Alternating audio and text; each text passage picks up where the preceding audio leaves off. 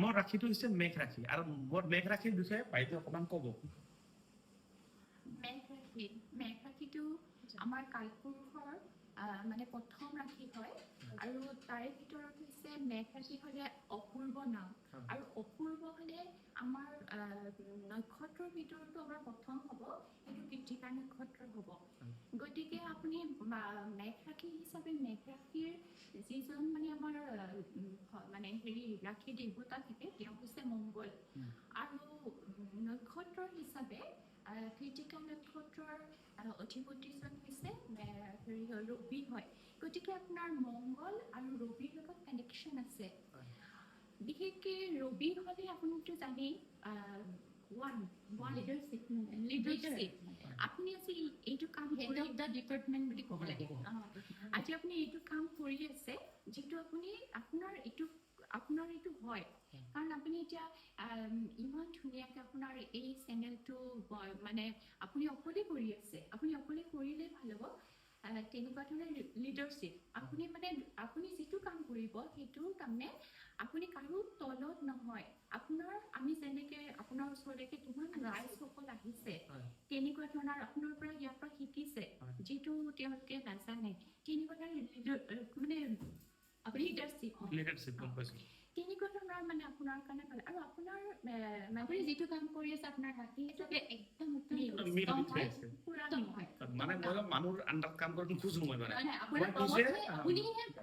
মানুহক ৰাখিব মন যায় একদম মানে সেইটো আৰু তাতে আৰু আপুনি মেঘ ৰাশি হিচাপে আপোনাৰ মানে অকণমান নেচাৰটো কওঁ যে আপুনি খুব ফাষ্ট হয়। কোনো এটা কাম তাৰমানে দেৰি কৰিব নোখোজে ৰাতিপুৱা সোনকালে উঠে আৰু প্ৰতিটো বস্তু ৰাইট বস্তুটো পাব বিচাৰে আৰু সোনকালে পাবলৈ বিচাৰে সোনকালে লাগে আৰু আপুনি শ্বৰ্টকাট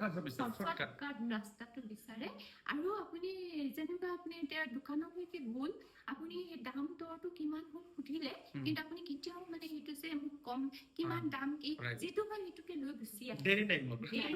সেইটো কিহৰ কাৰণে আছে সেইটো আচলতে আপুনি মংগলৰ কাৰণে মংগল হৈছে কি আমাৰ মংগল হৈছে একদম আমাৰ মানে সেনাপতি বুলি কয় ৰজাৰ তাত সেনাপতিজন থাকে তেওঁ মানে কেনেকুৱা গোটেই মানে হেৰি কৰে গোটেইখন মানে হেৰিয়া মানে সেনাপতি মানে তেওঁ মানে কি বুলি কয় এতিয়া সেইটো সেইকাৰণে মোৰ ঘৈণীয়েকে কয় যে মই যেতিয়া বজাৰত যাওঁ কিবা এটা বস্তু কিনিব ওলাওঁ মই ধৰ এখন চাৰ্ট কিনিম এখন মই বেছি দাম দৰ নাই একদম ইমান হ'ল বাছ হ'ল মোৰ ঘৈণীয়েকে কয় দাম দৰ কিয় নকৰা মোৰ চিষ্টেমটো এনেকুৱা পুৰা মানে যিটো কাম কৰি আছে বহুত ময়ো ইয়াতে আহিছোঁ খুব ভাল লাগিছে আৰু যিটোৱে হয় মই সেইকাৰণে আহিকে সুধিছোঁ যে আপোনাৰ নামটো অপূৰ্ব হয় যদি আৰু আমি দুজনী কৈ আছোঁ আৰু ষ্টুডিঅ'টো একদম বহুত ধুনীয়াকৈ মানে বহুত ধুনীয়া লাগিছে আজি ইয়াতে আহি ভাল লাগিছে আৰু আপোনাক মই ফাৰ্ষ্টতে দেখিছোঁ ইয়াতে ফেচবুকতে দেখিছোঁ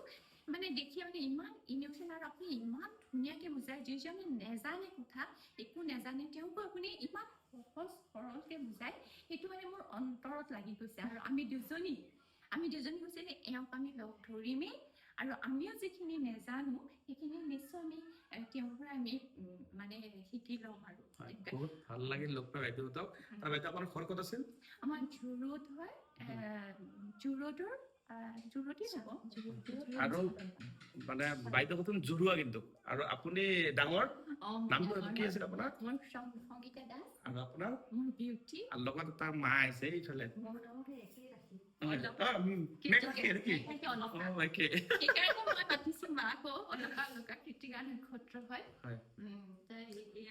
লগতে বাইদেউৰ এটা চেনেল আছে চেনেলটোৰ নামটো কৈ দিছো বাইদেউ